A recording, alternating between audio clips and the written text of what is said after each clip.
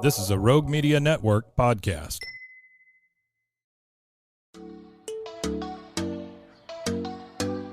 Welcome to Purpose-Driven Sobriety.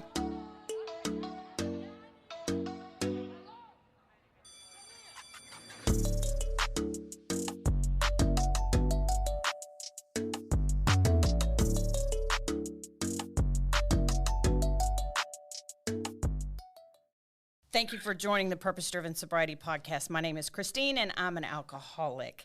Welcome to the show. Today's sponsor chooses to remain anonymous, but he knows who he is, and he is a great friend to those of us in recovery. So thank you so much.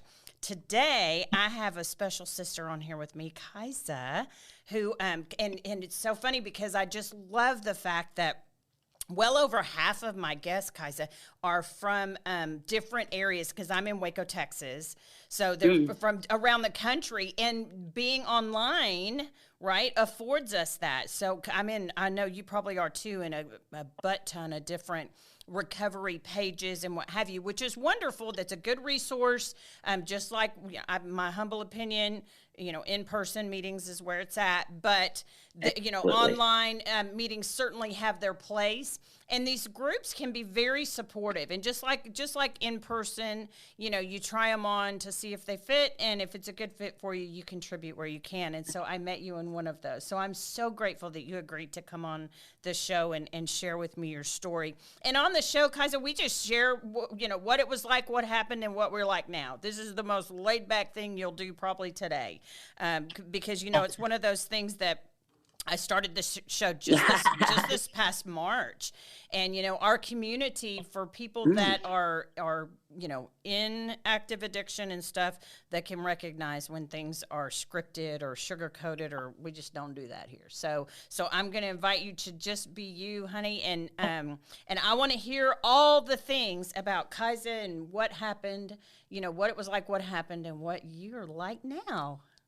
All right. Well, thank you, Christine. Absolutely. Yes, my name is Kajsa, and I am an alcoholic. Hi, Kajsa. Also an addict as well.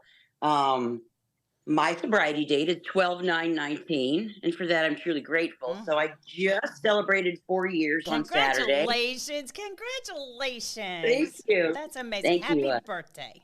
Yes. Thank you. It's quite amazing. And, 4.5 years ago, if you would have told me that I would be sober and working an active program in AA, I would have just completely thought you were nuts, Really? Yeah. So I'll just get started with my little deal. Okay, so I'll start. My mom is from Sweden, and my dad is American. My dad's Afro-American, so I'm the mixture of black and white. And growing up, because, I grew up in the 60s and the 70s. So growing up, that was kind of not a lot of people didn't really like that. Plus, my name was Kajsa. No one had that name, and I always felt like I was different from somebody else. But just, part of the story as well. Sure. So, my parents got divorced early on. I was about 3. I had a really evil stepmother for a while. She was very mentally and verbally abusive to me. I went to live with my mom and my stepdad, and my stepfather was Italian. So Italians like to drink, and he allowed us to have a little bit of wine at dinner. And I say a little bit of wine. I mean, I would take like a little sip and go, ugh. But at the age of 10, I was having a slumber party, and it was my birthday. And they said, "Hey, Kajsa, you want to come out here and smoke the peace pipe?" I was like, okay. So I went, with all the adults in the living room, and I smoked the peace pipe. I don't remember feeling any effects of that.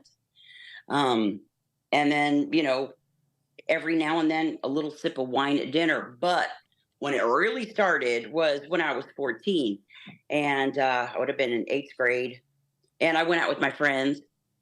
And at the time, the drive-in was a big deal back, we used to always go to the drive-in. So we got a bottle of, I guess it was bourbon, and, we were passing it around the car. And I remember grabbing the bottle and just chugging it. I mean, I took like about 8 or 10 big gulps. And, of course, I proceeded to get very sick and I threw up and all kinds of crazy stuff happened. And I remember waking up with a hangover the next day and I was throwing up. But you know what? I could not wait to drink again. Now you'd think, why would you do that again? I wanted to. So, those years of growing up in, junior high and high school, basically, it was weekend parties and every time I drank, it was only to get drunk. That was my goal. Um, so but I didn't drink every day, and it was okay. I didn't think I had an issue. And then, of course, side dishes were introduced as time went on. So, and I like those too. Mm-hmm. Then I ended up moving here to Texas in 1982. And, basically it was, met some people, we'd go out to the bars, drink, carry on. I was in the apartment industry for a while. That was okay. But then I decided I would go work in a bar because that's what I did the best. I partied. I was, the good time girl. So for many, many years, I worked in, the restaurant bar business. And, I was always right there with the booze. People would tip me with side dishes in my tip jar, so I mean, it was just a never ending thing. And I remember for about 10 years, I would sleep during the day and I'd wake up at night. I would go to work and I wouldn't go to bed until, 8 o'clock the next morning. I did that for like 10 years. So, and still not drinking every day, but still partying pretty hard. So then I knew that I was getting older, and I'll just say this: I got sober at 57. Mm-hmm. So so I knew I was getting older. I knew I needed to get a day job. So I got this job at this transportation company, and I was still bartending at night. So I was working 2 jobs. So anyway, when I was going home for my 10-year, brother wanted me to meet a friend of his, which I remember from high school, but we hung in different circles because, I rode a Harley to high school because that's what I did. And anyway, so I went home for my 10-year high school reunion and I met this guy and his name was Kevin and we hit it off. And then, so we had long distance relationship for, I don't know, probably 8 months or so. And then we decided I would move back to Kansas and live with him. And then when he was on his way here to get me to move me back to Kansas, he got killed in a car accident. Oh my! And I held a great deal of guilt for that because I felt like it was my fault. If he wasn't coming to get me, he wouldn't have died. Mm-hmm. So that was a very traumatic experience. And I remember 3 months straight after that, I drank every single day. And, finally one day it just came to me that, he would really not want to see you like this. So I slowed down in my drinking. And then, okay, so time passes and I'm still doing the same thing over and over. And then because last 3 years before I quit drinking, just dealing with things that I couldn't control and people I couldn't control and nothing was going my way. And I was a victim and I just started to drink every day. And when I say every day, I mean, I had vodka bottles, wine bottles on the side of my bed at night. So when I woke up, I could drink. So I could go back to sleep for 2 hours, wake up, drink, get up in the morning. I just kept drinking. I would come to work. I drank at work. I would have my bottles all hidden all around, strategically. Mm-hmm. So nobody could, because nobody knew what I was doing. So I thought. So you thought. And yeah. And, so hang on. you know, and all the while I was like drinking at people. I'm going to drink this poison because this person, I don't like the way they treat me. I don't, just, just lots of stuff that, you know, I had no control over, but yet I made it all about myself. Mm-hmm. So I was going to drink it all away. So one of my very best friends that I've known for 41 years, we started over here. Now we're both over here. She got sober before I did. And I watched this woman change from a bitter, angry person that I didn't even want to be around her because she was so bitter and so angry that I couldn't take it. Well, she got sober. And then I watched this person change. And I'm like, oh my, wow. So, I knew I had a problem because I knew that what I was doing I knew it wasn't right what I was doing. I'm like, this can't be right as much as I drink, and I would want to stop, and I'd go, okay, well, I won't drink until 5. Well, forget it. I've probably tried that 1,000 times or more. That never worked. So I would have conversations with her, and she is a member of AA, and we would talk about it a lot. And she'd say, "Well, I don't think you're an alcoholic. I think you're just a heavy drinker." I'm like, "Okay, well, whatever." So anyway, I ended up having to go to my general practitioner, and she did my blood work, and she said to me, she said, your numbers are really dangerously high, and I'm referring you to a liver specialist. I said, okay. Then I thought, oh, yeah, you've probably gone and done it now. I mean, you have to go to see a liver specialist. Mm-hmm. So, so I went, and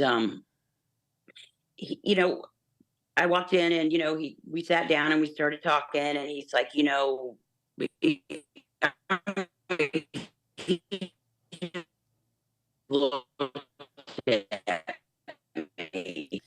Yep. he said, Kajsa, hang on, pause just a second, because you completely cut out. Oh, okay. Okay. Yeah, so sometimes it's my Wi-Fi here. Yeah, so hang on, let me mark this 11 minutes in. Okay, so you went to the liver specialist, and what did he say to you?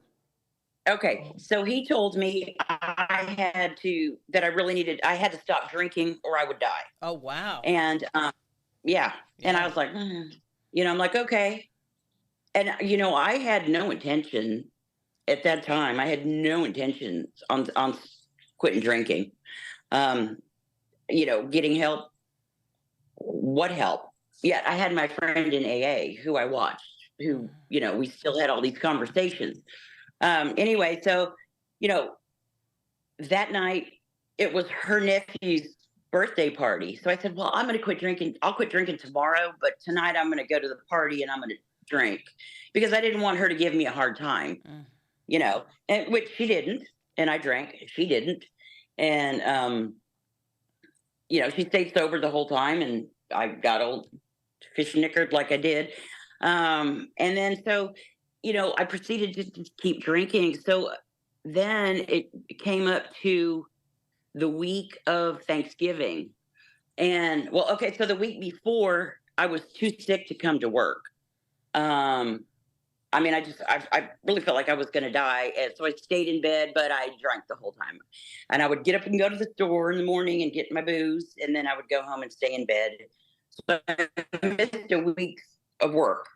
And that following Monday, a coworker came over, and she looked at me and she said, "Get up, put on your clothes. I'm taking you to the emergency room."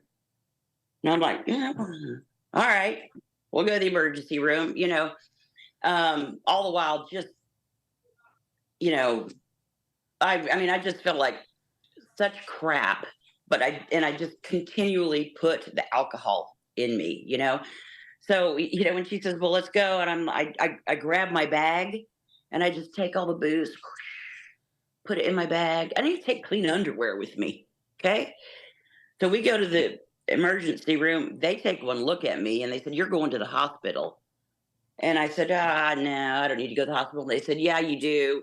And then they wanted me to give me a urine sample. I did. It was brown like bourbon, basically. It was, and so they wanted me to ride in the ambulance. And I said, "No, I'll have my friend take me." And they said, "No, you're getting in the ambulance. We are going to put you in an ambulance." I'm like, all right. Okay, I'll get in the ambulance. So I get to the ambulance. They take me to the hospital. They check me in. I end up spending 5 days in the hospital being rehydrated because I was so severely dehydrated from my drinking. Now, mind you, while I'm in the hospital, I have booze and I keep drinking. And I'm walking around with my banana bag on the little rolly thing, drinking the whole time. Well, except for like the last 2 days, I ran out of booze. But anyway, yeah, I'm thinking, oh, I'm being rehydrated. I'll be fine. Anyway. So anyway, I get out of the hospital. Well, okay, so the last 2 days when I ran out of booze, I didn't have any physical withdrawals. Like I didn't have the sweats. I couldn't sleep very well, but the hands, the palms of my hands and the soles of my feet peeled, which I was like, well, okay, whatever. I had no idea what that was. So I get out. My friend came and got me, the one who's in AA, and she took me to my truck. I got in my truck. I went straight to the first corner store, reloaded on the booze, and kept on drinking. I ended up having to go back to my liver specialist again. Now, mind you, that was over Thanksgiving. So at Thanksgiving, I was in the hospital. So here's my second trip back to the liver specialist. And my friend went with me this time. And he just, he sat down, he grabbed my hands, so I couldn't, look him right in the eye. And he said, "You're going to die. You are going to die. You've got to stop drinking." And my friend all of a sudden says, "Well, tell her what it's going to be like. Tell her when she's going to die." And he's like, "Look, I can't tell you when you're going to die, but I can guarantee you it's going to be a very slow and painful death." And so, I wanted help, but I came up with a gazillion excuses and they were very weak. And the both of them just sat there and just hammered on me the whole, they're like, I kept saying, "Well, what about my dog?" And my friend's like, "Well, you can go to such and such a house. They take pets." I'm like, "Oh." And then, I'm like, "Well, what about this? Well, what about my job?" And she said, "Okay, so how good of a job are you doing at work, drinking the whole time?" And at work, several people here were like, they wanted to get me fired, but the lady that owns the company says, "Nope, you can't fire her. You can move her into a different department, but you can't fire her because she's loyal." And anyway, so finally, I just said, "Okay, I just give up." And the doctor says, "Well, you should go to rehab."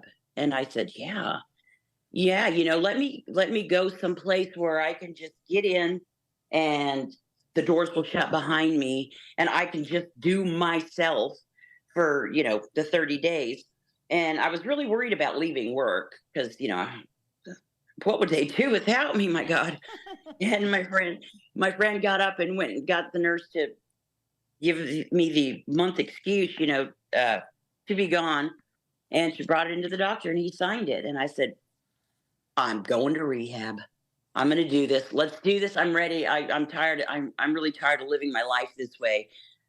And, several times praying to God, "Would you just take me because I don't want to live like this anymore?" But he had other plans. Funny how he does that. And so that was on a Wednesday. I continued to drink. Then my friend I was really worried about telling work that I was going to leave, even though I had an excuse and I couldn't be fired, and all that. I was just so scared. And so I was sitting downstairs at my desk and I was like, how am I going to tell him? How am I going to tell him? Because I have to go to rehab like really soon. And it was like I saw my boss come around the corner to go upstairs, and it was like something just pushed me out of my chair. And so I got up and I ran over there and I said, I'm going to go to rehab. And she said, I was expecting her to say, oh my God, what is the problem? Yeah. She's like, good. It's about time. Yeah, I'm glad. And I was like, wow. But I thought you didn't know. Right. Right? Yeah, I didn't think anybody knew. Yeah. Oh my So gosh. anyway, yeah, so then she ended up telling her mom, the owner, and then the owner took me outside and she said, look, she said, you go, you take care of yourself, you get better, you have your job. Don't worry about it. You'll get paid while you're gone. We'll be here when you get back. And we wish you the best of luck. And I was like, oh my God. And it felt like the world had been lifted off my shoulders. Anyway, so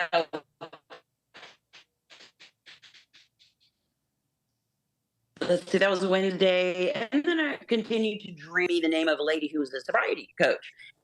And so I called her and I talked to her for like about 2 hours on the phone. And, it was a great conversation. And she gave me names of some rehabs to call. So I did. A couple places were like in Baltimore. They said, oh, you have $2,000. You can get on a plane and come up to Baltimore. And I'm like, I'm a negative 200 in my bank, and I'm going to get sober, but I'm not going to go to Baltimore to do it. So one of the ladies, and then a couple of places, their answering service came on, leave a message. I was like, well, kind of on a ledge here, so let me just keep on calling. Let me keep going down this list. Well, then I find the name of a place called the Right Step in Houston, and I was like, well, that looks like the place I need to call. So immediately, and all the while I was always very concerned, how would I pay for rehab? Because, I didn't have any money. And so I call the Right Step and I get a gal in California. And the minute I start talking, I could hear her fingers typing. She's typing in all the stuff. I tell her, yeah, I've just spent a week in the hospital, blah, blah, blah. This is my insurance, all the stuff. And I mean, it seemed like about 30 seconds later, she's like, your rehab will be paid for by your insurance 100%. And I was like, oh my God, because it was one of my biggest fears, how the heck would I pay for that? How would I ever get well? Anyway, so we decided I would, because that was a Saturday. Well, and then of course, I had booze in the house, so I had to wait. I was going to make sure that I had everything finished off. So I wasn't going to dump it. And I wasn't going to come home with alcohol in my house. So there you go. So I drank up until 8:00, December 8th, 2019. I had my last little tiny bottle of wine. And I used to get those little bottles because I could hide them in my bra. Yep. Yep. Yeah. And I remember looking at the clock and I looked at the bottle and I said, this is it. I'm done. I'm not living like this anymore. I can't do it. This has to be it. And I drank that bottle, and that was it. Threw it in the trash. And I had already packed my clothes for rehab the next day. I was supposed to be there at 9:00 in the morning. And I went to bed, woke up the next day on the 9th, and grabbed my bag. And I remember opening the blinds because I have a pool outside. And I looked at the pool and it was just green as could be. I was like, oh, maybe I should stay here and take care of the pool. And then something just said, oh, because you've been doing such a good job this far. That's why it's green. And something said, go, go, go. And I just grabbed my bag and my purse and I took off out to the front door. And as I was opening the back door of my truck to put my suitcase in, my mom comes to the door because she lives with me. And she said, I don't think you have a problem. And I said, I didn't even say anything because I couldn't believe she was actually looking at me with my gray skin and my yellow eyes, telling me she didn't think I had a problem. Oh, and there's one thing else I wanted to show you. When I was in the hospital, this is a bruise. Oh, wow. that I found on the when I took off my gown to take a shower. Mm-hmm. I, that was a bruise that was on my stomach. Wow. Yeah. And then here was my arm when I got out of the hospital. Just Yeah, for those of you yeah. that are just listening, that bruise went across your entire belly. Wow. And Yeah. yeah, Well, and did you know how you got it? well, no. Yeah, Nope, see I didn't. I was like, well, I didn't fall. that's the key. It's like, okay, I am totally black and blue or cut on me, and it's like I don't. Yeah. Oh, Right. oh But my also, goodness. yeah, yeah. And I was like, oh my God. I was Mm-hmm. like, okay. And it was this horrible purple. I mean, it was just really, really ugly. Mm. So when my mom said that to me, I was like, I'll see in 30 days. Everybody just get out of my way because I'm going. And I shut that door, got my truck. I drove with this vengeance to the right step. And I got there. And that's when, I got sober. And I was in detox for the first, I don't know, 4 or so days, Mm-hmm. 5 days. I think it was 5 days.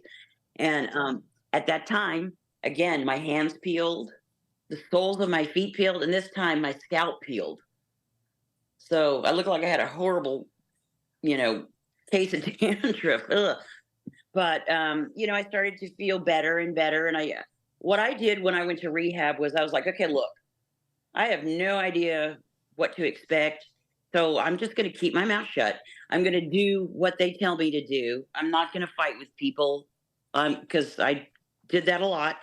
As I'm just going to, I'm just going to do what I need to do to get myself sober. And so, I basically, when everybody else was outside smoking cigarettes and stuff, I stayed inside and did my assignments and stuff, and watched a lot of Netflix too. But there you go. And you know, while I was in, and we had other groups that would come in and talk to, as clients while we were in there, and you know, uh, so I also got to see other people that had been there at that particular treatment center that were out now that were, living a whole different life. Mm-hmm. And so the day I got out of the right step, um, well, my counselor had given me the names of some AA groups. And I said, well, give me the ones that are really close to my house because I don't want any kind of like detour action going on. And so I went to Spring Group of Alcoholics Anonymous. That was the closest to my house. And they had a 6 o'clock meeting. So the day I got out, I went there. And that's still my home group today. Mm. And, they said, get a sponsor, work the steps, do all this stuff. I had no idea what that meant. But I did. I did what they told me to do. And, I found this wonderful woman who sponsored me. She took me through the steps, and she's a retired school teacher. Amazing, just an amazing woman. And she used to say all this stuff to me, and I'm like, I don't even know what you're talking about. I don't get this. But okay, let's just do this. Let's do these steps. And she kept telling me how on fire I was because every time I'd finish a step, I'm like, can we start on the next one? Can we do the next one? Can we do the next one? And sometimes she'd tell me to slow down a little bit, but I remember doing that 4th step, and I'm like, okay, so what is all about this 4th step thing? And I'm like, I don't really have any resentments. Well, I did, and when I put that pen to that paper, all of a sudden I'm writing and I'm writing and I'm writing. I'm like, oh my God, where's all this coming from? But I couldn't stop writing. And then we worked through all those, and I was just like, oh my gosh, I had no idea all this Mm-hmm. was up here, Mm. but I thank God. I thank God for AA and those steps because it just made me realize that, the alcohol was but a symptom of my problems. And gosh, I played a part in every single one of those things, but you know, um, so and my my sponsor kept saying, you're gonna have a spiritual awakening, and okay, whatever that is. And so I remember, I think it was about 4 months into sobriety, and by now COVID had hit, so we were on the lockdown pretty much. But I still got to go to work because I'm an essential worker, Mm. and she always talked about the obsession being lifted, and I was like, well, I'm not doing anything, so that must be it. Well, no, okay. So I go to the Circle K, which is where I go every morning to get my coffee. I get out of my truck and I look down between my feet, and there's a bag of cocaine between my feet. And I went, holy. Then I picked it up and I threw it in the trash can. And as soon as my hand opened, and that bag just, it's slow motion, and it went down into the trash can, and I went, holy shit, what was that? And I was like, oh my God. And I called my sponsor and I said, the obsession's been lifted, oh my God. I can't and I was just so elated, and then I realized that, God was doing for me what I couldn't have done for myself.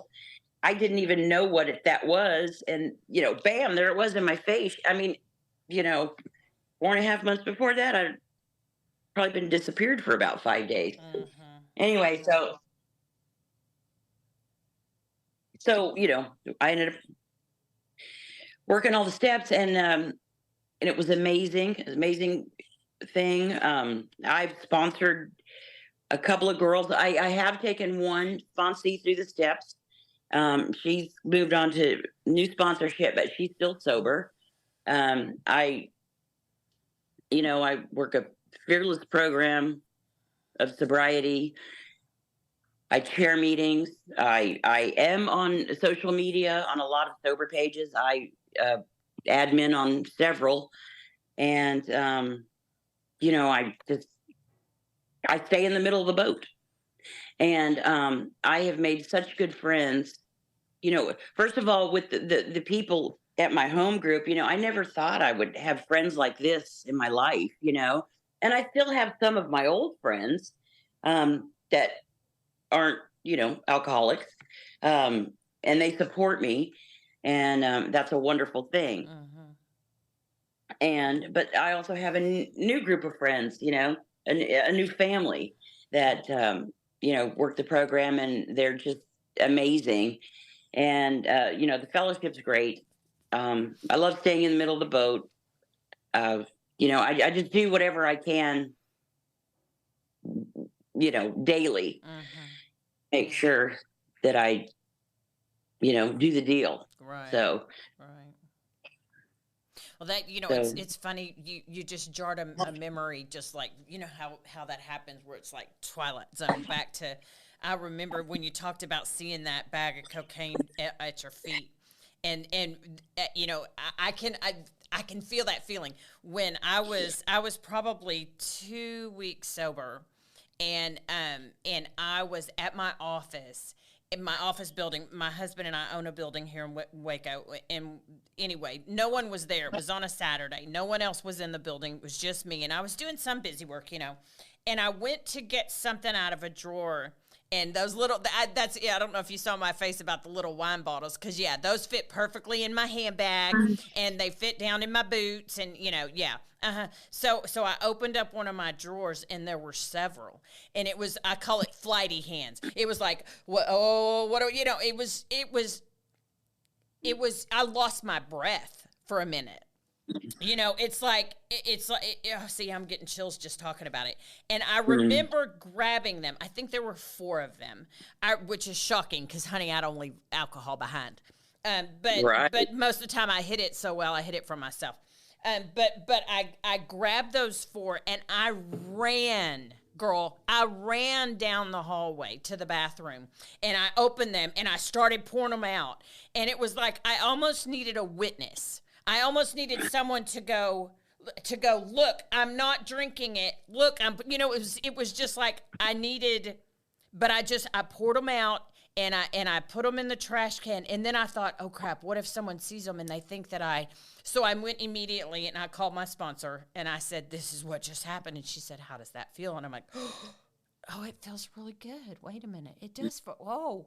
Why am I scared? I didn't do anything wrong. I did, but I was so used to burning down relationships, and if my husband were to see those, he would doubt me. And I wanted, it was just, but I know exactly what you're talking about, because it's like the fibers in my soul just got stronger, and it's like I think I stood up a little bit taller, that it was like, oh my gosh, I could have, and I didn't. I've never done that before, It was, I could have, and I did, and so I remember that feeling, and that was, so empowering for someone like us to do that. Yeah, that's it. What a feeling. What did you think before? I mean, I know you said you had your friend, which was a point of reference that was in AA. But what did you think? The program of recovery was before you got into it. What did you? I really had no idea. I know. I just, I'd heard AA, and I was like, oh yeah, that's for quitters. I'm not a quitter.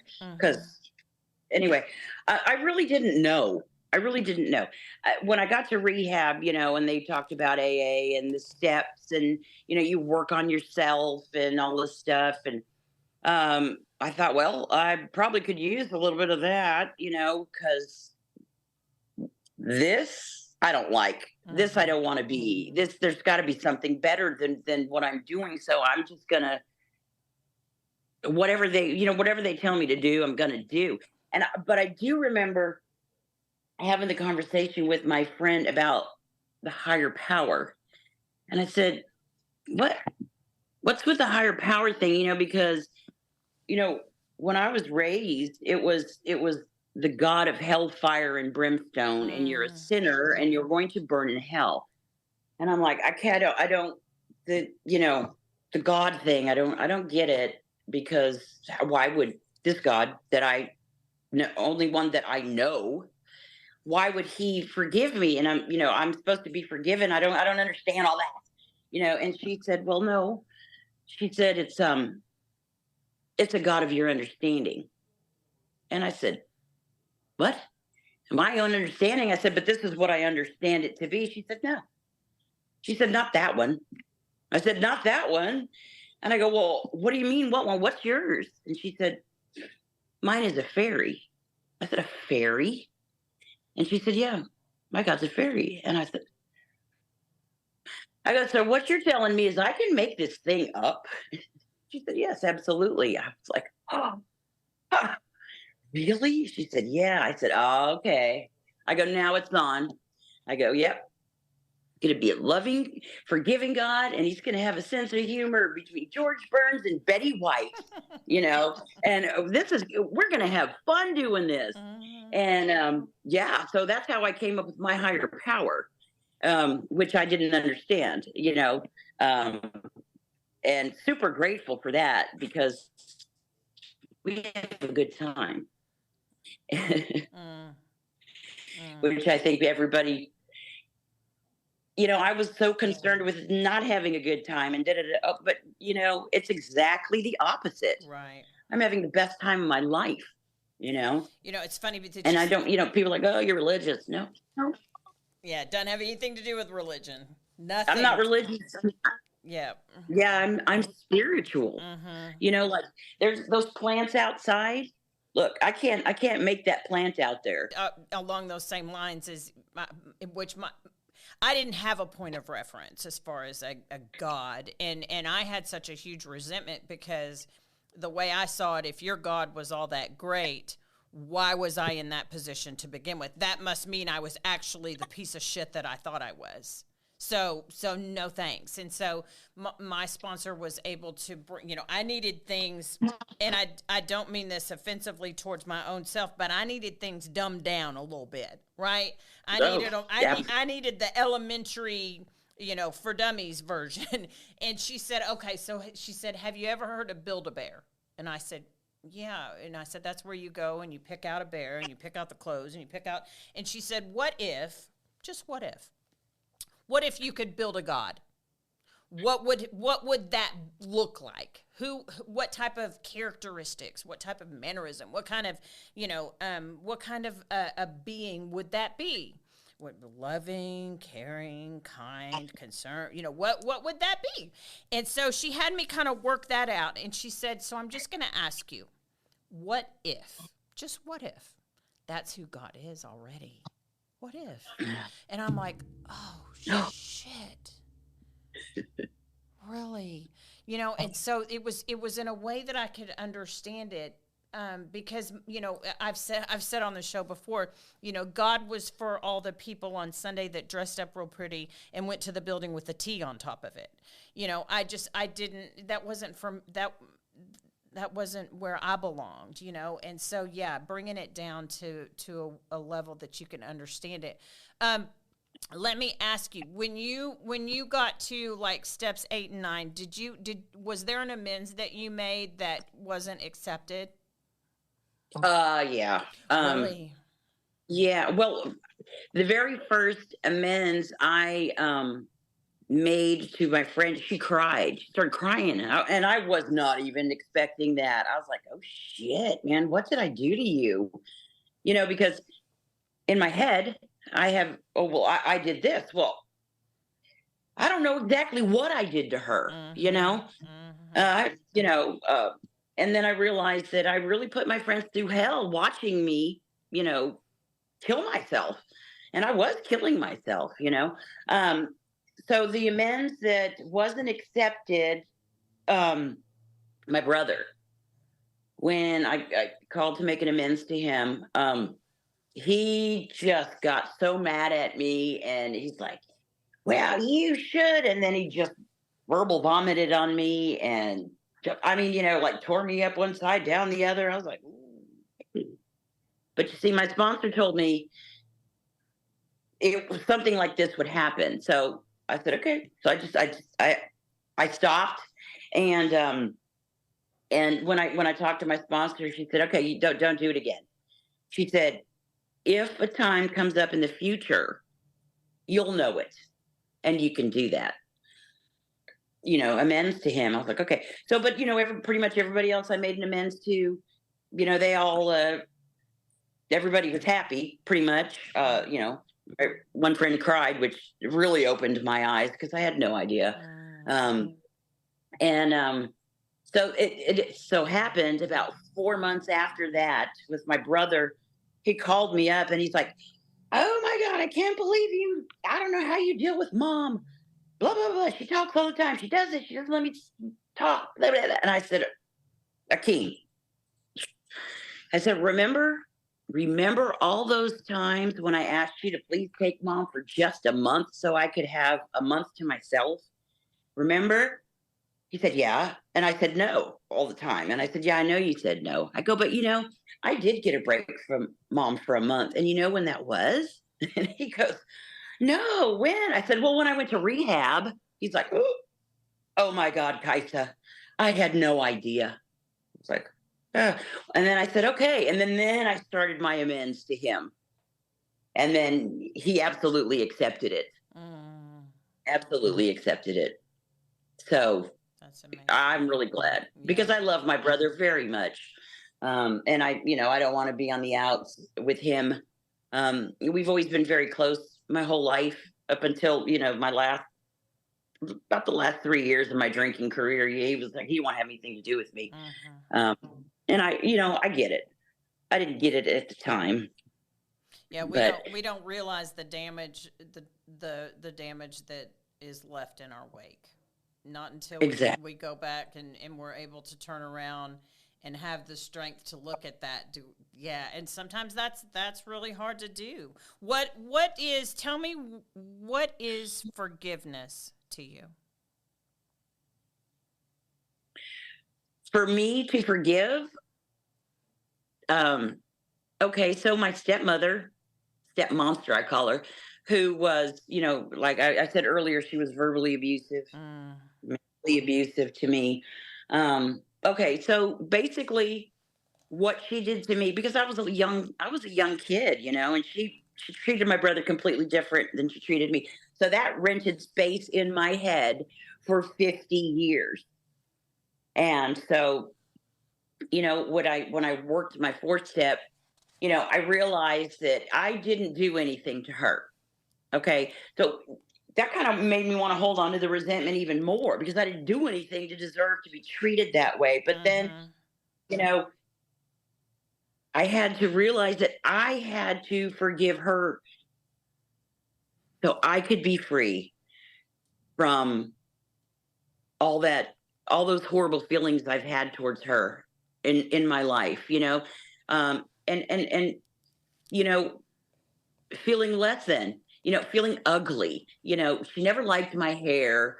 She always wanted me to wear these little pom-pommy things on my head, because my hair is naturally curly. So when it's short, I got a pretty good size afro. But she would make me wear these things, and I'd look like Mickey Mouse. And they pull them so tight that it would hurt me. And then I would complain, and she was just a horrible. Anyway, so I mean, I could go and fill my resentment cup back up with her, but I'm not going to, because I forgive her for whatever it was that made her treat me like that. I don't know, and I probably never will know in my life. I do know that she tried to get in contact with me. I do know she did try to get in contact with me, and I said, no, thank you.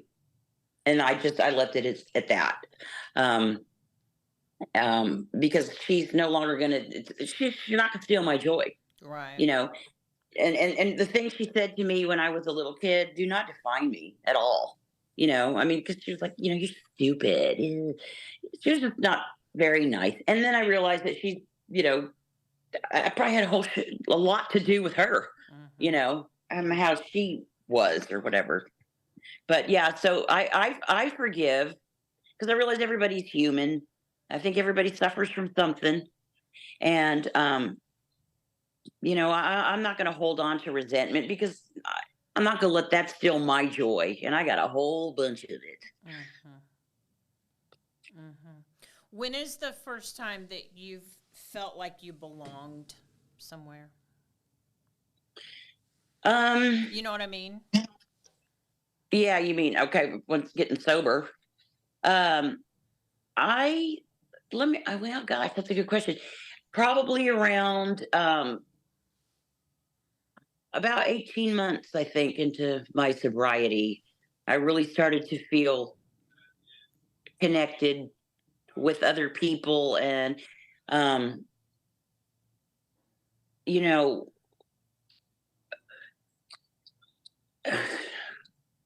I remember. Wow. Okay, so, all right, let me think about this. So I started to exercise about 3 months after I got sober. I decided because I was 265 pounds when I went to rehab. And I after a while I was like, I don't like this part of me either. Let me see if I can change it. So I changed my eating habits. I started walking. So here I am walking in the morning, watching the sun come up, which is like one of my favorite things in the whole wide world to do. And all of a sudden, I'm looking at the sky, and I have music playing, and I'm walking, and I had this, I don't know, epiphany, whatever you want to call it, that I was very small. I was very small. But and in this big, huge, vast universe of all this beauty and everything, I'm supposed to be here. And that was when I realized that I'm supposed to be here. So then I knew I belonged, if that makes sense. And then I remembered the day. It was the day of my turning 18 months, and I woke up and I had a dream that I was looking at myself, but it wasn't in the mirror. It was like I was facing myself. And I said, "Oh my God, I love you." And I realized that I loved myself. Wow. And that's big stuff That because is that is the biggest of stuff. Yeah. because I wouldn't even look at myself in the mirror. Because I wanted to kill me. Yeah. To go And I was from doing a good. right to go from that to yeah, I not only do I love you, I like you. Hmm. Of your speaking of your own self. That's there's not a lot of people that could say that, Kaija. Not honestly. Well, yeah. Yeah, I remember telling my sponsor, I'm like, "Oh my God, I love myself." And I told her about the dream, and she's like, "Oh." That's amazing. That's amazing. Yeah, I was talking about belonging, and that was, I'll be 12 years this coming March, and Congrats. thank you, and by the grace of God, there go I. But the epiphanies that just keep coming, the things that God reveals, and it occurred to me not that long ago that that I had spent my entire life trying to fit in. Everywhere I went, I would try to fit into the mold that I would think that you needed me to be or wanted me to be, or I never belonged anywhere. I would just always try to fit in, which was exhausting. It was exhausting carrying that huge trunk of costumes and masks and, oh, I'm going here, so I have to be this person. Oh, I'm here, so where am I? Oh, here, So it was, March 14th, 2012 that I sat down in the room of my home group, and for the first time I looked around and I thought, this is exactly where I belong, and I had left that trunk. It was smashed, actually, and I never picked it back up. And from that day, unapologetically, if you're within my presence, within 5 minutes, you're going to know I'm an alcoholic. Not that I intentionally set out to tell people, but it's just that's the best part about me. It just is. Yeah. I was telling another friend, when I mention that I'm an alcoholic, that tells you everything you need to know about me. That I have fallen to the furthest of falling, but that I got back up. That's all you need to know. Everything in between we can, I can talk about later, but it's just that's just the absolute best thing about me. So tell me, can you pick one word that describes your recovery? Oh God. I know. I got a bunch of them. One word. Gosh, awesome is my favorite word. I just have to say awesome. I mean, everything about recovery it's just amazing. It's a beautiful life, isn't it? That's more than a word. Yeah, no, that's okay. It's a beautiful life. People, just the person that is listening to this that is still suffering, that has this, you hear the term alcoholic addict and you think about that person, under the bridge with a paper bag, and it's just rock bottom. Honey child, this is what the alcoholic addict looks like. That's right. I mean, I'm telling you what, I will spend the rest of my days, the rest of the breath that's in my body, with no shame, talking about addiction and recovery. Forever. Absolutely. Yeah. Give away what we received.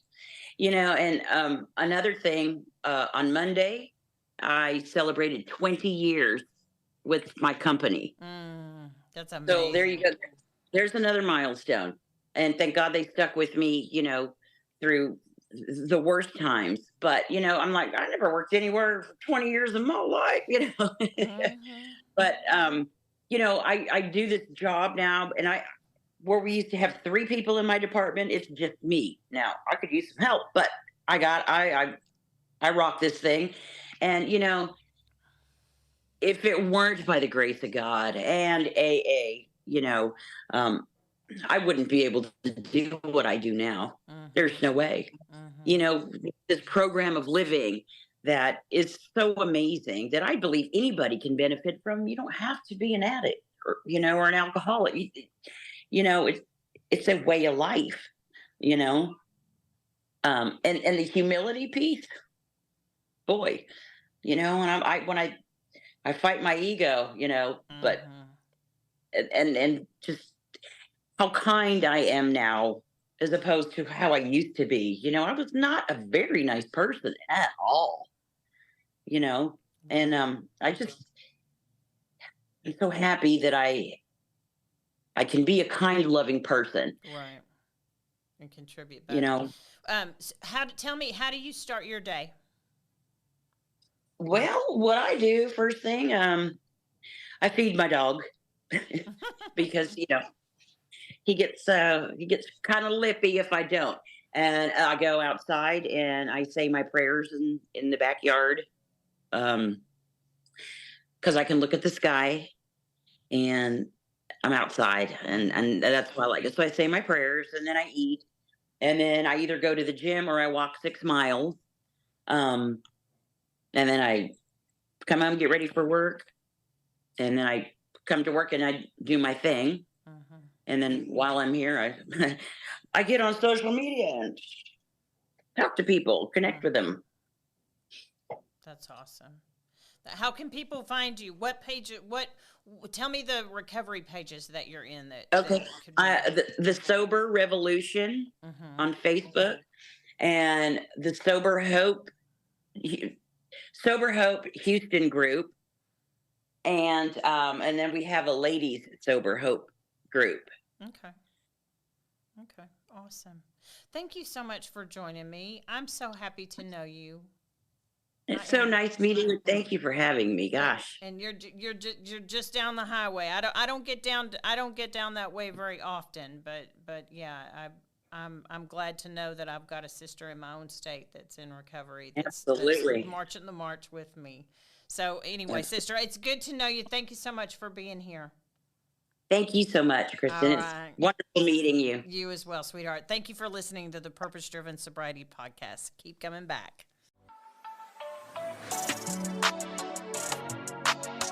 Thanks for listening to Purpose Driven Sobriety. Keep coming back.